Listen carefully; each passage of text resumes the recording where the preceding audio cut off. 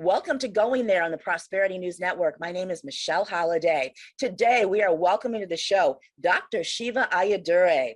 Dr. Shiva is an engineer, a scientist, an entrepreneur, a best-selling author, and an inventor. He holds 4 degrees from MIT. His PhD is in biological engineering, which is very interesting at this time in history. Not only is Dr. Shiva incredibly accomplished, he is also a notoriously outspoken champion when it comes to freedom of thought, education, and speech. He filed a historic federal lawsuit against Twitter and the United States government over censorship of the citizens of the United States. It was a first of its kind in a battle to uphold the Constitution of our country in the face of a government and a media, which has all become part of a swamp of corruption. Dr. Shiva, welcome to the show. How are you today?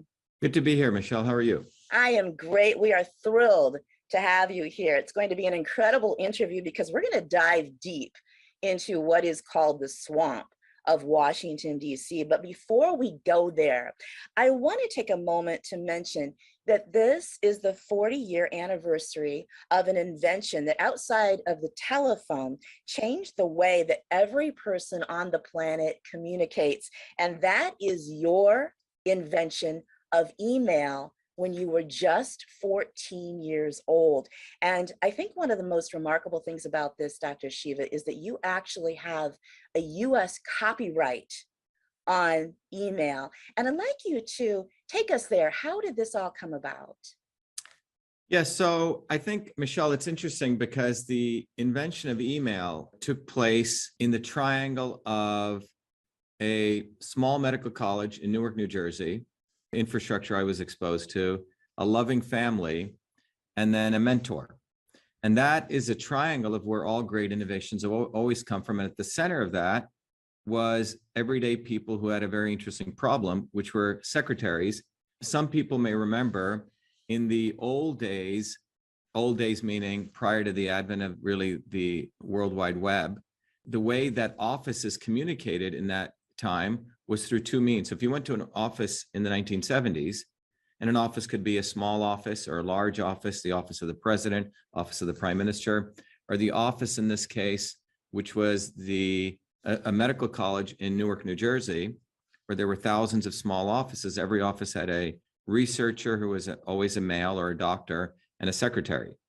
And in those offices, the way people communicated among all the other offices was 2 ways. One, the hardwired phone, right? The landline phone. You pick up the phone, you call another doctor, another researcher, or something called the inter-office mail system. And the inter-office mail system was paper-based. And the heart of that inter-office mail system in every office was a secretary, always typically a woman. You have to understand in those days, women essentially had a few job opportunities, right? They could, separate from being a housewife, they could be a secretary, nurse, or teacher. And the secretaries in this office environment were really the heart and soul of the communication system. So if a researcher or doctor in one office wanted to communicate to another office, he would go to the secretary and he would start dictating. He would say, Alice, take the memo. And he would say, to Dr. Jones from Dr. Shiva, right? And he would say subject, right? The subject is we want to hire Michelle, right? And the topic would, and then he would say, attached is a resume of Michelle. We're thinking of hiring her for a new position in surgery department, blah, blah, blah. And he may even then CC carbon copy the director of HR and maybe blind carbon copy his superior. Now, how did all that take place? Because the secretary on her desk had a thing called a typewriter. She would start then typing up this memo as he was dictating with all those fields, to, from, subject. It was a very structured format, and then attach the resume and then put it in the drafts folder. The next day, her boss would review it, redline it, put it back in the drafts folder, and she would edit it. And when she got the final version, she'd put it in the outbox. And she typically put it in an envelope that she would tie with a string. And then she would send it out to everyone. But literally on her desktop, she had a typewriter, the inbox, the outbox, folders, a trash can below her. You see what I'm saying? All of these words, all of these components, it was a system she had. It wasn't just simply, sending her a text message. That's very different. Now, in 1970, at this medical college, they had these huge mainframe computers. And who used these mainframe computers were typically old white guys who were scientists with their little pocket protectors and their white lab coats, because using these computers was a very difficult task. You had to know programming. It wasn't simple. So the concept, if you can take yourself back to that time, was a concept of a secretary, a woman, ever using the computer was unheard of, right? Because she would need training in computer programming. I think I broke it. Right. So just think about people today have technical difficulties using machines, but this was exponentially, these users had very differing expertise, right? So the concept of her using the computer was unheard of. So the notion was, if you looked at the interoffice mail system, it was a system. It wasn't just simply writing a sticky note and sending it to someone, right? Mm-hmm. Now, in those old mainframe computers, you could send, again, you had to know programming, very simple, short messages at best. That was it. But I was given the challenge of taking this entire interoffice mail system, the inbox, the outbox, the folders, blind carbon copy, the memo, and emulating that in the electronic version, in the digital world, which had never been done before. And the way I got that job as a 14-year-old kid was, I was very, very excited. My parents had just come to the United States in 1970. This was 1977. So I worked hard because I valued all the things that the US had to give us. And so by the time I was 14, 14, I'd finished calculus, which only the high school students took. And I got accepted to a computer science program at NYU. 40 students out of the entire country were selected to learn computer science. And 7 different programming languages, digital hardware. So my mom would drop me off at the Newark Penn Station. I would take the train in at 5 or 6 a.m., study until 8 p.m., came home, and I graduated top of the class. This was at NYU back in 1977, 78. And when I finished that, I still had some high school subjects left, but a very wonderful woman in high school who was a teacher fought with the administration of the high school system so I could travel to Newark, because I'd gotten a job there to work as a full-time research fellow, originally doing research on why babies were dying in their sleep using computer, looking at sleep patterns and trying to do AI methodologies to predict when the baby's sleep would stop by watching this, when the baby's heartbeat would stop by watching sleep patterns. While I was working there, I got this other opportunity, because I was very good at programming, to convert this whole interoffice paper-based mail system to the electronic version. All right. This is just extraordinary. Let me ask you a question. How did you know at 14 to copyright this? Because I know I've heard a lot of people ridicule other people who say they've invented something. Yeah, so it's an interesting story, because what happened was, when I finished this system, and this was a lot of work. I used to work until 2 a.m. in the morning, and I played soccer and I played baseball. I wasn't just a nerd. So to me, this was a fascinating opportunity, right? So it was play and it was fun, but I created this entire system in 50,000 lines of Fortran code in 8K of memory. I had to write all sorts of other stuff to even get this working. And it was used throughout the university by the secretary. It wasn't just a little toy. It was actually used. So I was the software engineer. I was customer service. I wrote all the documentation. And Dr. Michelson, who's still alive, he remembers when I had to give a seminar in front of all of these scientists and esteemed doctors. And he said, it wasn't a 50-year-old man, it was a 14-year-old kid. And I called this system email, E-M-A-I-L, which was not an obvious term in 1978. In fact, I invented not only the system, but I also created the term. Did you copyright the term? Dr. Well, I should have trademarked it, but yes. System only allowed 5 characters because the operating system only allowed 5 characters. So it wasn't an obvious term. So I named it email, wrote all the code to capture every feature we see in every email system today, won one of the Westinghouse Science Awards, which is today known as a Baby Nobles of the time. They give to young inventors. And it was featured in a local newspaper. And then when I came to MIT in 1981, it was On the front page of the MIT administration, they highlighted 3 of the 1,000 kids who came into MIT that year, and I was one of them. And I was brought up to be very humble. I saw this article and I moved on with my life. In the winter of 1981, I had been elected student body president at MIT for the freshman class, and I got invited to the president's home, his mansion, for this Christmas dinner. And he said, Sorry, would that be Ronald Reagan at that time? President of MIT at that time was a guy called Paul Gray. Oh, however, okay. He was a president of MIT, but he was, interesting enough, he was on the White House Science Council for Ronald Reagan. So he said, Shiva, it's too bad you can't patent software. The legislators in Washington were so far behind, they didn't even know what the hell software was. They thought it was people writing some music or some print or something. But what I didn't know was in 1980, 2 years after I'd invented email, the United States laws were changed where they allowed you to use copyright, which could protect written text or a novel or a movie script. They changed the laws that you could use copyright law to protect software inventions. Dr. Gray, Paul Gray, president of MIT, said, Shiva, you should protect your invention using this Computer Software Act of 1980. So I wrote away. There was no PDFs, no internet. You had to write away for the copyright notices.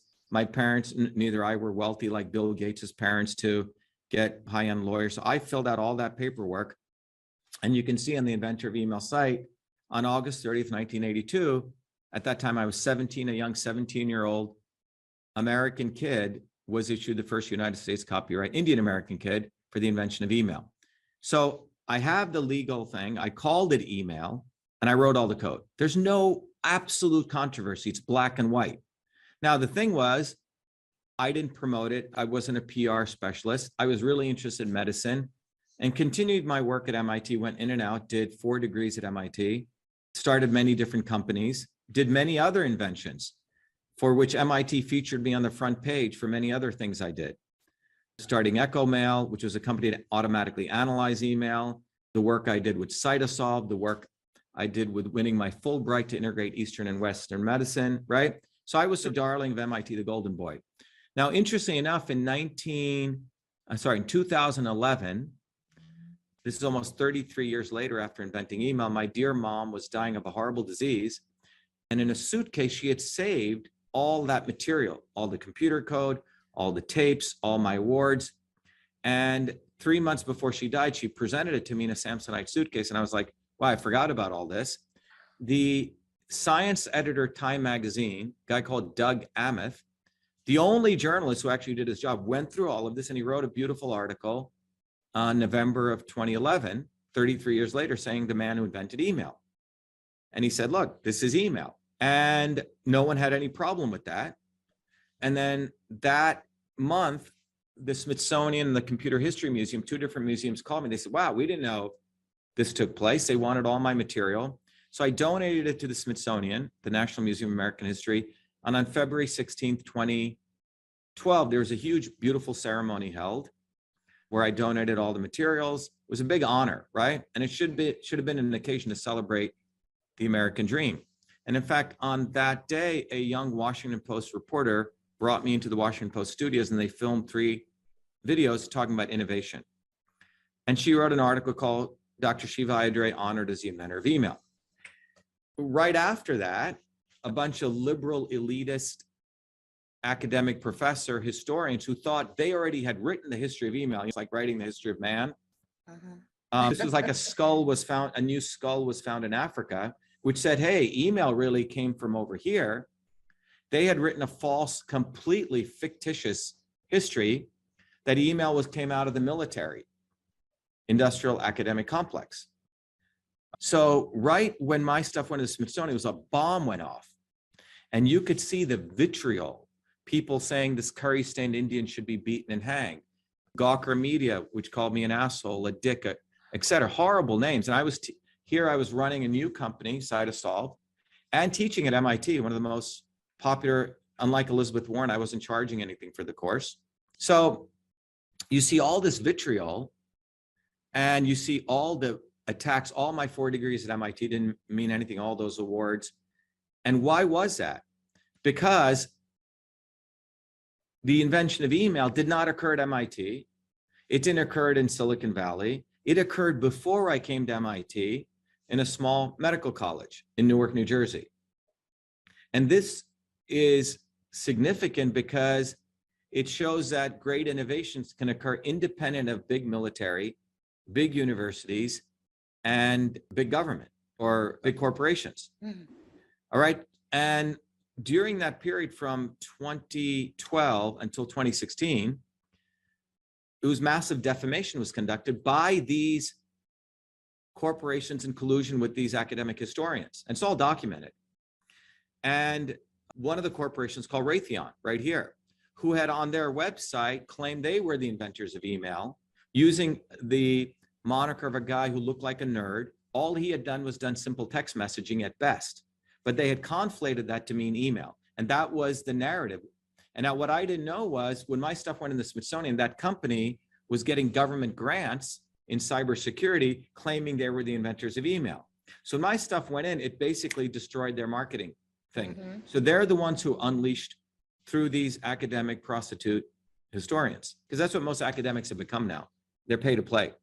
So it was not until 2016 that I found a lawyer, Charles Harder, who had just won a major defamation lawsuit for Hulk Hogan, who Gawker Media had called all sorts of names. And you can read about that $100 million lawsuit. So I went to Charles. Gawker Media was a company who had written all these horrible things. And Harder looked at all my stuff. By the way, Harder later on became Trump's personal lawyer and won a bunch of defamation lawsuits for Trump and against Melania also. But he said, Jesus, you invented email. And lawsuits that were defamation against Melania also, yes, is what you're yes, saying. So both of them were. Yeah, so but Harder took on my lawsuit on contingency, which very few lawyers do. I mean, he gets paid $1,200 an hour because he saw the merit of the case. And right after we filed our lawsuit for $35 million, Gawker Media claims bankruptcy. The karma was I get appointed the chairman of the bankruptcy committee to sell Gawker.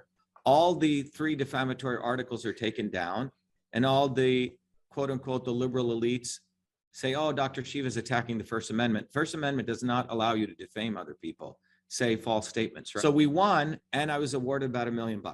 None of the media wanted to report on this. But during that period of 2012 to 2016, another liberal elite, Walter Isaacson, who wrote the book on Steve Jobs, writes a book right in the middle of this quote unquote fabricated controversy. There is no controversy. The controversy was created because it exposed the military-industrial academic complex, that they are not the sources of all great innovations, that innovations come from bottoms up, from everyday people. In fact, by the way, a 14-year-old boy invented TV, Philo Farnsworth. I was just going to mention him a little bit earlier because almost identical. This is very strange. RCA. Yes, RCA stole his stuff, and he created a physical product which he was able to patent. Only on the 19th year, after 20 years of litigating, did he win, but he only had 1 year patent life. I think he died an alcoholic. It took 60 years finally to give him the credit he deserved, where his statue is built in Washington. Now, had I invented MIT, had Philo invented TV at MIT or Silicon Valley, he would have been heralded. The point is, he did it in a small farm in Franklin, Idaho. I did it in a small medical college in Newark, New Jersey before I came to MIT. And this is the heart of the issue. In fact, a senior Wikipedia editor wrote to me and he goes, Dr. Shiva, I attempted to give you credit on Wikipedia and I was attacked. He goes, your article on email is more volatile than the abortion article, than even the Second Amendment, which are very volatile articles on Wikipedia if you try to change them. And the reason is why. The reason is not the facts about the invention of email. Clearly, I invented it. The reason is why was a controversy created? And that leads to one recognizing that, and this comes to Walter Isaacson, who's a complete scumbag. They herald him as some great theorist. He started the Aspen Institute, but he wrote, in the middle of this controversy, he writes a big book called The Innovators of the Digital Revolution. It's almost someone commissioned him to write that in the middle of this fabricated controversy. Now, you would think email is a digital innovation, right? So he writes a big fat book on the innovators of the digital revolution. In the middle, I think in 2014, when I'm being vilified and attacked as some fraud, quote unquote fraud. And in that book, email is left out. Email is one of the most centerpieces of the digital revolution. And all of the inventors that he talks about are all white people coming from the big establishment institutions. Now, it's fascinating because he has everyone there, and you look, and if any person of color looks at this, it's like only white people can innovate, and white people from the military industrial academic complex. All other innovators are left out, including white people who are not part of the military industrial academic complex, who also contributed. Yes. So the real issue here is that the invention of email took place by in my case, it's multifaceted, more than phyllodes. It's a dark-skinned Indian immigrant kid in Newark, New Jersey, where nothing is supposed to come out of, before MIT. I do. It's like 5 levels of discrimination there. So what it reveals is that the elites have brainwashed people to believe that all great innovations must come from war. We go kill people somewhere, and then, oh, we should be happy, or we should be happy you got Tang and Velcro or something, which, by the way, didn't come from the military either. So they brainwash people, fund war, because that was the narrative. Oh, email came out of the ARPANET. Bullshit. It's the biggest lie on the planet. And what's so extraordinary, it takes a lot of guts to ridicule or accuse someone of lying when they're standing there with a copyright from the US government. The code, and the fact that I invented email, and the level of vitriol, what's amazing. And what's fascinating about these crooks is this is a liberal imperialism. Oh, no one person could invent something so big as email. Bullshit. Yeah. Philo did invent TV. Yes. One person can do a lot. So they say, oh, it's a collaboration. So they try to steal your innovation, hijack it through using the word collaborative. No, I did write all the code. I did invent it. If any collaborator there was those secretaries, those women who were my customers. And it was that the real triangle of innovation is a loving family, a mentor, and infrastructure. That's where great innovations come from. So they want to basically, like genetically engineered foods, they want to genetically engineer innovation, which is it only can occur at MIT, it only can occur at Silicon Valley. And why is that? Because billions of dollars, trillions, then flow to those centers of innovation. Now, I was paid, when you looked at the total thing, I wasn't paid the first year, the second year. The third year, I got paid $1.25 per hour. I got free lunch in the cafeteria, and I was very happy to get that lunch. But at most, I calculated maybe it was $3,000 to $5,000. So if you take a little bit of money and put it all over the United States, you'll get more innovations, like throwing seeds everywhere versus trying to genetically engineer it. So this is what is the economics of this that's going on. And the other thing is that the lawmakers are basically, because they're not engineers or scientists, and none of them are electricians or plumbers, never built anything, they don't know what innovation is. They should have. It took 1994 until to allow software patents. It shows how backward these legislators are compared to the founders of the United States, who were inventors, Thomas Alva Edison, Franklin, even Lincoln later on. And they knew the importance of patents and protecting patents. And that's why the United States grew, because of the IP protections in this country. So we now have a bunch of idiots who are in Congress, senators, congressmen. And this is why you look at it economically, innovation is really the powerhouse of the modern world. And that is what should be supported. So we're in a very precarious situation, because the invention of email should be a story that should be shared widely with everyone. Everyone should know it was.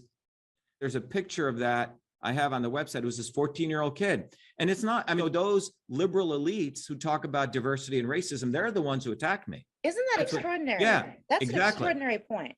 Exactly. So this is what it is. The right wing, anyone, quote unquote, the right wing, they all got it. The facts are black and white. And the reason is because the left liberal elites are the ones who want to decide who's an innovator, who isn't, what is racism, what isn't. The real racism is, here's the real racism, is that when I was at MIT, I was on the front page for many things. So I was a model minority. So the liberal elite institutions liked the model minority. But when I was not willing to be a good Indian, see, the liberal elites like to put people into nice little boxes. Oh, if you're blonde, you must be like this. If you're an Indian, you must talk like this and sit in your meditative pose, blah, blah, blah, right?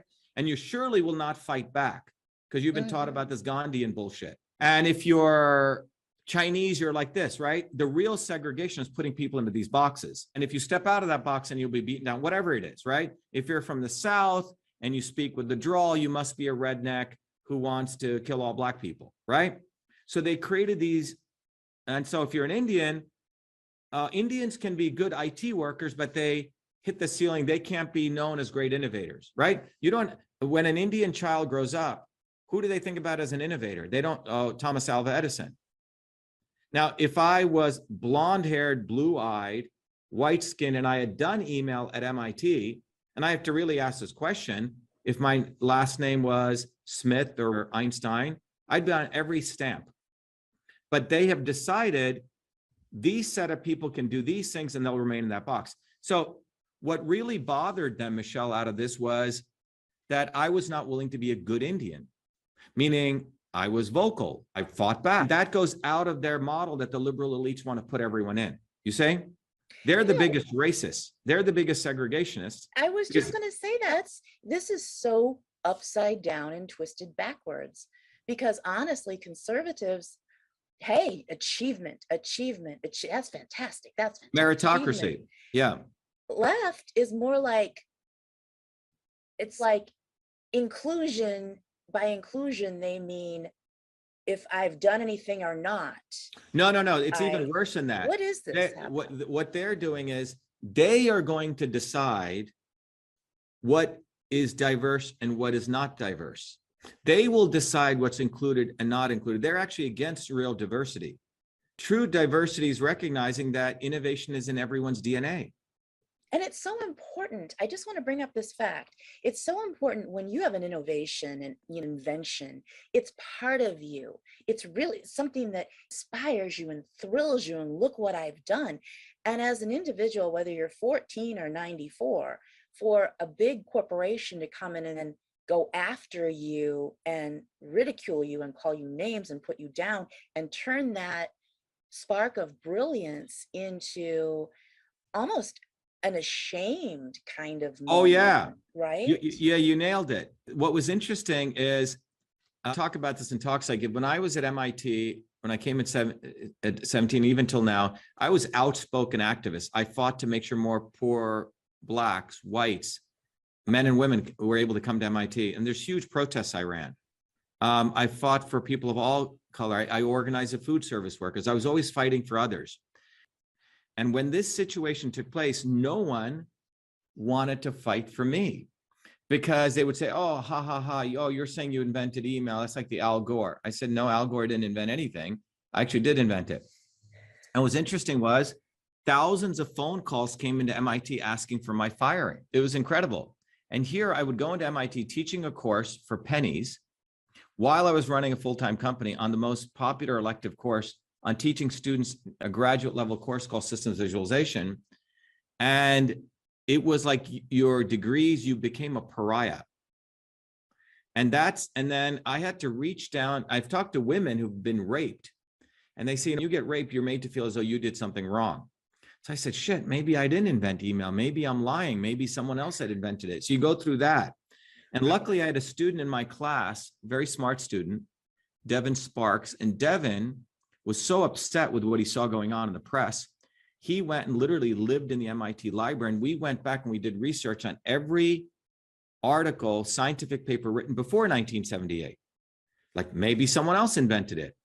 And lo and behold, I find an article written by a guy called David Crocker. He should really be called Crock of Shit. But David Crocker was a guy who claimed he was the electronic messaging expert of the time. And he had written an article in December of 1977 for the Rand Corporation, summarizing the history of work in electronic messaging. And in that article, he had said that no one essentially was going to build an email system, an electronic version of the interoffice mail system, because it was impossible. And we found this article, and we found it, and we started sharing it. He gets scared, and he calls my old mentor to try to tell me to calm down. And he writes an article in the Washington Post saying, oh, one person couldn't invent email. It was done by us, and I was there, and all this nonsense. So he was trying to conflate electronic messaging, sending messages through electronic and electrical devices, with email, which is a system. I never claimed I invented electronic messaging. That goes back to Samuel Morse, who did the telegraph. I created email, the system as we know it today, period. So they were trying to take credit by conflating. It would be like saying text messaging is email. When you log into email, you see the inbox, the outbox, the folders, that entire system, which was you don't see that in text. You don't see that on Facebook. Yeah, they're all systems for electronic messaging, but they're very different kinds of systems.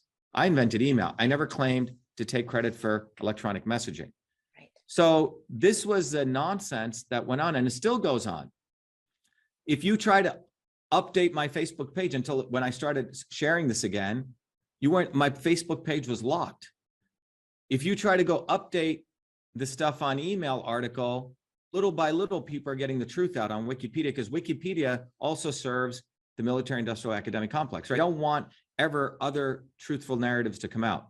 But the invention of email is something every American should be sharing with their child, because it shows that great innovations do not come out of MIT. Yeah, I got to go to MIT, great. But I didn't even know about MIT until 2 weeks before I applied. In the last 3 years of my high school, my parents, we always went to public school, moved to a very wealthy Jewish community in Livingston, New Jersey. Very nice people, very wealthy. And me and my sister were the only two Indian kids among 4,000 kids. And my graduating class had close to 1,000 kids. And unfortunately, those Jewish students are brought to bring up, they're the chosen people of God. They're the only smartest people. That's what I grew up around. A lot of my friends are Jewish friends, and they know what I'm talking about, right? All your friends are like, hey. Yeah, so the concept of, I remember when I won a math award in that high school, a Jewish mother coming up and saying, what you did is nothing. The teacher just given this big auditorium saying, Shiva is the best student I've seen in 30 years. And she goes, my son, Eric, could have done that, but he chose not to work hard that year. So so no one told me about MIT in my own high school. There's a lot of jealousy. Even though I won every award, I was an athlete, scholar. Randomly, my mother had helped these two women who were homeless. And my mom was always helping people. She said, you could stay at my home when we had a little one-room basement apartment, you could stay there. And one of the women had a friend who was this crazy mathematician. And he said, oh, you should go to MIT. And he's the one who brought the MIT application and said I should apply. And I didn't even know what it was. And I thought it was a mental institute. It said Massachusetts Institute of Technology. Right. I didn't want to apply. A few days before the application was due, he wouldn't leave my home until I filled it out. I filled it out, got in. And then my high school said, oh yeah, you should go there because they get the ratings, you see? But it wasn't like my high school was supporting me to go to MIT. So when I came to MIT, it wasn't like I was really into MIT. I had learned so much in high school. I became really an activist. I learned political systems theory, or in fact, developed it. So that's what was interesting with the invention of email. In some ways, they didn't understand that I would fight back. I wasn't into like being the Indian and shaking my head and sitting under a lotus tree, on a lotus leaf under a banyan tree, right? So that was what the liberal elite racists really are about. Put you in a box. Indian people can be customer service reps and be IT workers, but you can't be like a Thomas Alva Edison or a Mozart. That's preserved for these people who go to the elite institutions. Everything is systemized. It really seems to be like, it's like robotic almost. It puts you in. Well, they want people in boxes. It was a Michigan mechanic, by the way, who created the automatic control system for the windshield wiper in his basement. Two MIT professors. Yeah, two MIT professors went and took it from him. So the reason this is done, to the earlier point, to me, the divinity within everyone comes through innovation and creativity. So when you say only these people can innovate and you can't, that's like a modern caste system, but I grew up in India. Like only the Brahmins can create. Only after you go to MIT or Harvard and you drop out. Dropping out is cool. Zuckerbergs and the Gates. You have to go to their institutions of power and you get anointed. And then you can be free to be branded as a great innovator. Or you can grow up in Silicon Valley, like Steve Jobs or Wozniak. Like you see, you have to be in one of their centers of power. It's all about the money, Dr. Shiva. Right, where the money flows. The money. Right. And it's a lot of money. Right. A definite threat.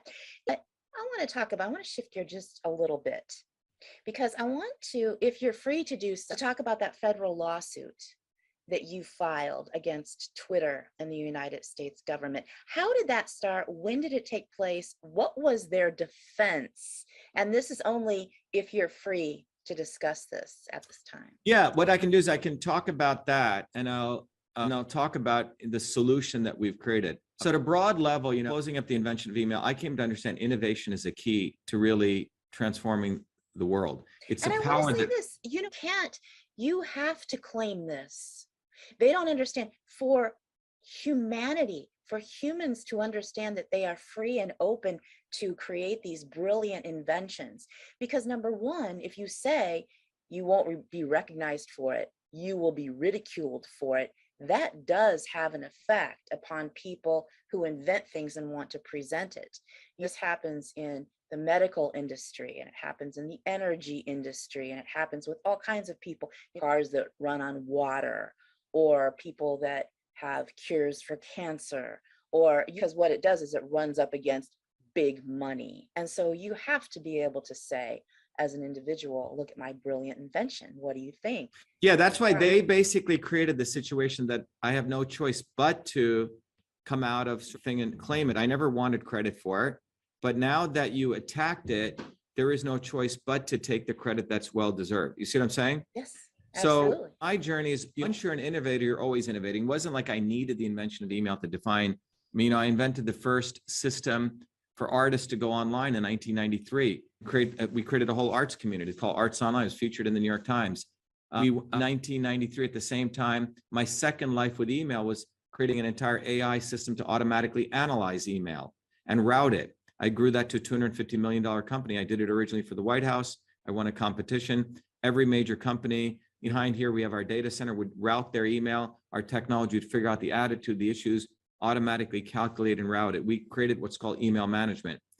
And then more recently, I've created a technology for mathematically using the computer to eliminate the need for animal testing, where we can model biological pathways on the computer, and we're creating new medicines.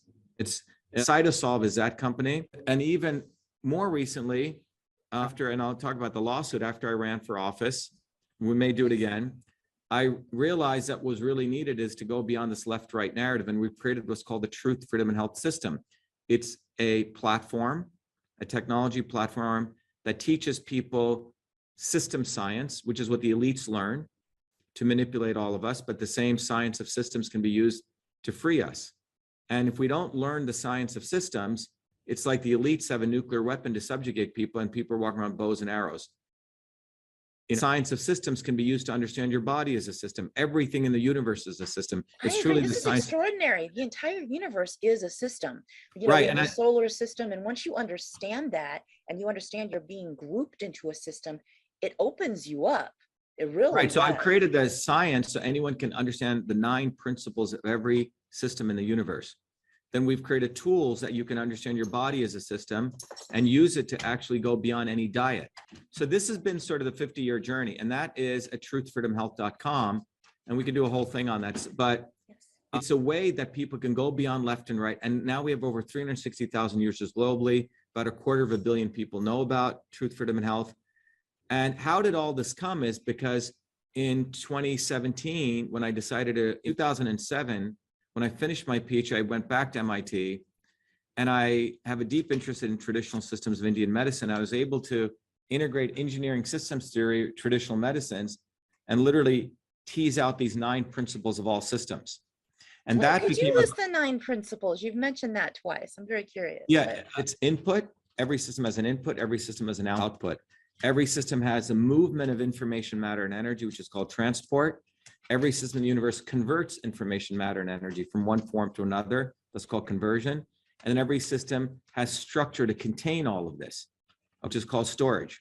Now, intelligence systems, those are the 5 systems, have 4 more components. A goal, where they want to go, sensors to observe, are they going to that goal, and a controller, which helps people have the intelligence to change the inputs to achieve that goal. And then the last 9th one is disturbances. So once you understand these 9 principles, you can understand your body as a system, you can understand politics, you can understand every system in the universe. So in 3 hours, I've packaged it into a course. And then what we've done is we give all the books that I've written. Then we give an entire community of volunteers who will support and train you.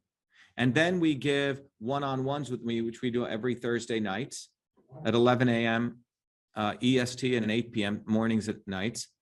And then we have tools we've created independent of big tech, so people could have a community. We've created an independent tool, independent of Twitter, independent of Facebook, and independent of YouTube, 3 different tools. And then we give people tools that they can go educate their neighbors, activism tools. So it's a complete system. And this is a way that we're going to really win by going beyond left and right. Because when you look at any problem, it's not left wing or right wing. There's a real solution once you identify the real problem. So Truth, Freedom, and Health, I believe, is a phenomenal innovation, as big as email or anything else, but it is a system of knowledge and learning. So people go to truthfreedomhealth.com, they'll see it. But how did that come about was I realized that when I ran in 2018, we first ran against Elizabeth Warren for US Senate. Our slogan was only the real Indian can defeat the fake Indian. It was to expose the lack of integrity. It was a great thing. The Republican Party in Massachusetts is a joke. They're basically a wing of the Democratic Party. And you would think they would want someone like me to run, but they had an idiot who ran, who had basically had never held really any job, a failed sign salesman. So we decided to run as independents. And then in 2020, we decided, okay, give the Republicans a chance. You see my dogs in the back. I know, I was going to mention you have, now how many have I counted? 2 so far? Yeah, or 3? we have 2. Yeah. So they're actually Native American Indian dogs. We got them during the Elizabeth Warren. They're beautiful. Yeah. So anyway, big tail going past. Yeah. 2020, we ran as Republicans on the slogan of truth, freedom, and health. Without freedom, you can't get to truth. Without truth, you can't find out what's health. And without health, you can't get to really understand. You can't fight for freedom or truth. Right. Anyway, You're not healthy, you can't fight. Exactly. And that campaign garnered 3,000 volunteers on the ground. We were everywhere. The Republican Party in the primaries was so afraid of me, they ran another idiot, who had maybe 1 lawn sign up. We had close to 25,000 lawn signs, had raised $2 million in a primary, which is unheard of, from all over the country. So on the night of the September 2020 election, what we find is everyone said Dr. Shiva won by a landslide. We win hands down in the only county where it's all hand counted paper ballots. In every other county, we lose 60-40, 60-40, 60-40, 60-40, where all of them are machine tabulated. And so I went on Twitter and I posted, I went to the Secretary of State and I said, I want the ballot images. In the machines, images are created when a paper ballot goes through. And according to federal law, for a federal election, all data in connection with a federal election is supposed to be preserved for 22 months. I asked for the ballot images. And, I just want to add something.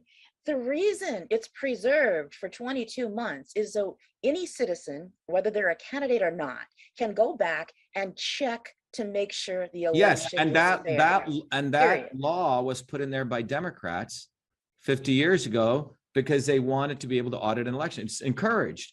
So anyway, so the Secretary of State's office said they deleted the ballot images. So on Twitter, I said, Massachusetts deleted 1 million ballots - ballot images. Because the ballot images are the ballots, because that's what's actually reviewed. Today, right. Yes, immediately I've been on Twitter since 2007. I'm thrown off Twitter, suspended. I went into federal court, and one of these fake fact-checking organizations did me a service in some ways. They said, oh, Dr. Shiva's lying. No ballots were deleted. I never said ballots, idiot. I said ballot images. And in that article, they said they had spoken to the Secretary of State of Massachusetts, and the Secretary's office had said that they had contacted Twitter. Government had contacted, this is in 2020. to throw off a US Senate federal campaign. And my election, I moved to a write-in campaign. So I'm still a bona fide in the general election. So I went into federal court, no lawyer in Massachusetts. They're all, whatever, right? They didn't want to take this. I did it myself, filed my own briefs, got a preliminary injunction hearing, which is unheard of, with a federal judge. And in that hearing, we cross-examined the social media director. And she admits that she contacted Twitter. And the judge says, how did you do this? We have a special portal. Government has a VIP portal to Twitter and Facebook. They can launder censorship. So they call Twitter. Twitter does the dirty work, and they can say, oh, we had nothing to do with it. They did it.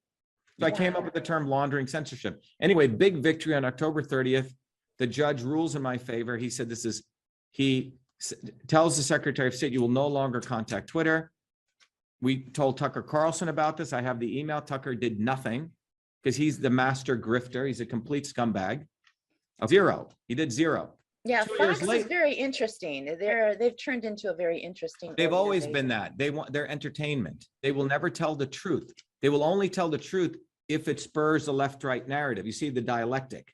That's what these guys are about. These people are entertainers. Yeah, they want to be popular. So look at me, I'm going against them, but they don't really tell the truth. The important thing in telling the truth is, okay, fire comes, burns down a building. You were there, but do you tell the truth 2 years later? Do you tell it when it needs to be done?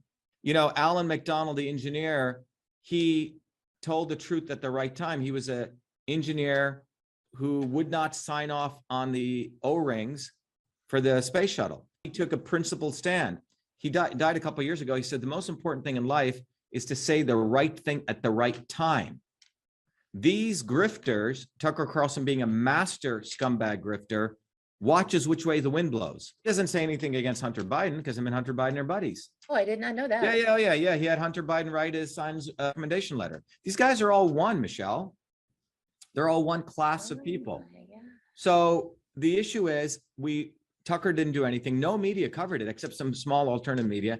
This was the most important lawsuit because here we're exposing that government is in an unholy alliance with big tech. You say? Yeah. It's not big tech. It's like the bat phone. They've got the bat phone, right? And people are, at least in Russia and China, they're very straightforward. Yes, we're one. The government and the companies are one. It's really state capitalism. In the US, we have this fake Chinese wall. It's an illusion. It's a revolving door, right? So we expose that. And then I got thrown off. So I go back on Twitter, and on February 1st, I once again shared my email communications, which I'd done before, with the Secretary of State, where she's admitting that they deleted the ballot images. And this time I'm thrown off permanently.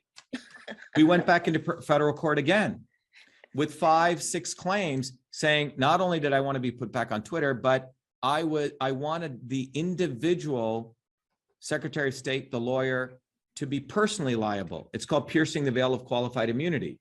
And I had all the case law to do that. So anyway, the judge is appalled. I found these documents, which people go to winbackfreedom.com and they can find, which shows that there are actual manuals which were crafted at Harvard, backed by the Atlantic Council, which is called the Influence Operations Documents, a step-by-step manual of how you will identify any US citizen who says anything against election officials, how they'll be put on a watch list, and how they will be tracked and censored. The actual document. The judge is appalled. This is a federal judge who was appointed by Reagan. He goes, this lawsuit will be taught in every law school exam. Harvard-educated, 70-year-old lawyer.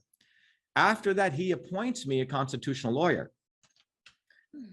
So and now he says, I want to bring Twitter into this lawsuit. So it's now me against 7 lawyers. And he then appoints me another judge and another lawyer to help me. So I will strengthen the case if it gets appealed. And that case was set for June or July. This lawyer who comes on at the last minute, 3 days before my next hearing, says, why don't you just drop all the other claims? Just get back on Twitter and you'll be seen as a great hero. The first guy put back on Twitter by a federal judge. So he wanted me to compromise, just get back on Twitter, be happy. but not go after these individuals. When I had discovered all the case law and the evidence, I said, no way. I had to fire him 3 days before. I had to do all like hundreds of pages of briefs before. This time the judge gets upset with me because the judge wanted to toast his martini and say, look, we put back the guy on Twitter. The Constitution is okay. He wanted to let all these election officials off the hook. And I was unwilling to do that. And that's precisely what Alex Berenson just did. He got back on Twitter on the vaccine issue. But see, my lawsuit is much more powerful because it's about relating censorship to elections. Exactly. It's about. And Tucker Carlson did a whole thing on that lawsuit, but conveniently forgot 2 years later. You see, if you had done this 2 years later, we could have stopped a lot of the election systems issues. That's why Tucker Carlson is a complete scumbag of the first order. Tucker's going to hear this. I don't care. He's a complete scumbag. He's a grifter. He's a master grifter. For every American right now to realize where we're at in the country. Yep. Because if an individual who, just taking yourself for instance, who is an inventor, can be then ridiculed by large corporations to try to get you to say you're not, so they can continue the money flow, or they can censor you, candidate, and the election is again stolen, and then conveniently the way to count it is now missing or deleted. Ballot images. And then when you share the facts about the ballot images being deleted, then you're thrown off Twitter. And then when you show the unholy alliance between government and Twitter, then, by the way, the judge sealed my lawsuit. No, so yes. No one can see it. What I did was he wanted me to only file it with that one claim. I did it. And I said, you know what? I'm walking away. I don't just want to be on Twitter. So you guys can say Dr. Shiva should be happy. I didn't want it to settle in that way. I'd rather take my principled stand. I didn't want to give him their quote unquote victory by just putting back the darkie back on Twitter. I wanted to say, oh, this guy should be happy that he's back on Twitter, right? They don't want to reveal the biggest issues because one is individual freedom. The other issue that scares them is individual freedom being exercised collectively by people. Yeah. Exactly. Everyone knows that we all have the right by our Constitution. We all have to simply go by that Constitution and stop bowing down and allowing people to say, that's how we got in trouble in the first place. That's called corruption. Hey, John. Yeah. Don't do this, pay it off and be happy and go away. Yeah. Oh, yeah. The co-stars are leaving there. Yeah, they are. They're being called to another meeting.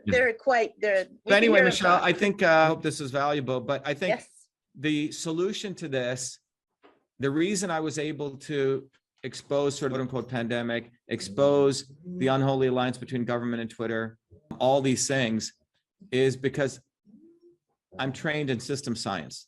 So at truthfreedomhealth.com, we want to train millions of people in the knowledge science of systems. Because once you train people in that and you give them a community, the only way to win is people have to learn the science of systems. Yes. Otherwise, people will get caught into the left wing or the right wing, or they become pro and anti, or they become desperate and they take a gun and want to shoot people, do terrorism. And any one of those four buckets, left or right, complacency or desperation, those in power want people to be in one of those four buckets. They don't want people to think beyond left and right, beyond pro and anti, actually see things as they are. And just to wrap it up, throughout history, divide and conquer has been a very brought to you by the British Empire. Yes. Yeah. And it just seems like that's what's in play right now, because it's divide, conquer, and there's two more buckets, make you desperate. So you become a terrorist and you do terrorist actions, not collectively organizing bottoms up, or you say, I'm just going to go live off the grid. Any one of those four, they're happy with because you're out of their way. The left and right, they love because you can manipulate people. One day you play Tucker, one day you play someone on CNN, one day you play Alex Jones, people are riled up, and then you play Joe Rogan, who'll go left and right. He's all over the map. It's all entertainment, WWE entertainment. Controlled opposition, right? Yep. Dr. Shiva, this has just been extraordinary. Tell us where people can go to learn more about you and to follow your work. Two websites, vashiva.com, victoralphashiva.com. And I want to encourage everyone to become Truth, Freedom, and Health, what we call warrior scholars. And you can contribute there, truthfreedomhealth.com. The way we do it is you contribute and we give you gifts of knowledge. So then anyone who goes through the course and passes it, any adult, you can give the course to as many young people as you want, 13 through 18. A former mentor of mine, who's known as a father of system dynamics, Jay Forrester, he just died at 99. He felt that every child should learn the science of systems. So I'm following through on his sort of vision. And so that's what we've made accessible. But if we don't learn the science of systems, George Soros is one of the theoreticians in the science of systems. The science of systems is like a knife. You can use it like a criminal can to kill people, or you can use it as a surgeon to heal people. Right now, we have about 10,000 people who learn the science of systems, and they're the ones using it to manipulate, subjugate, and enslave people. So guys like me, we're supposed to learn that science and stay in those elite institutions. Part of that. Right. Exactly. And what I've done is sort of betrayed them and taken this knowledge. It's like Prometheus bringing the fire. And that's what the science of systems is. So it's really up to people. Do they want to have self-respect for themselves? Do they want to be accountable? Or do they want to follow Donald Trump one day and Tucker Carlson another day and Joe Biden another day, et cetera, et cetera? You know, this left, right, either you're following an imbecile, which is a politician or an entertainer like Trump, right? Because none of these guys do what needs to be done at the time. You know, next time we come on the show, when you come on, I want to go into the swamp that is Washington, D.C., because I know you know a lot. And yeah, we'll do that. Yeah. A fascinating interview. Okay. Dr. Shiva, thank you so much for coming on the show today. Engineer, scientist, author, inventor, entrepreneur, and a warrior on behalf of the United States Constitution. And everyone should remember the man who invented email. And the man who invented email with a bona fide copyright. And the boy who invented email, because it's a very important American story. Yes. That every American child should know. Yes. So, and we all congratulate that 14-year-old boy. Thanks, Michelle. Okay.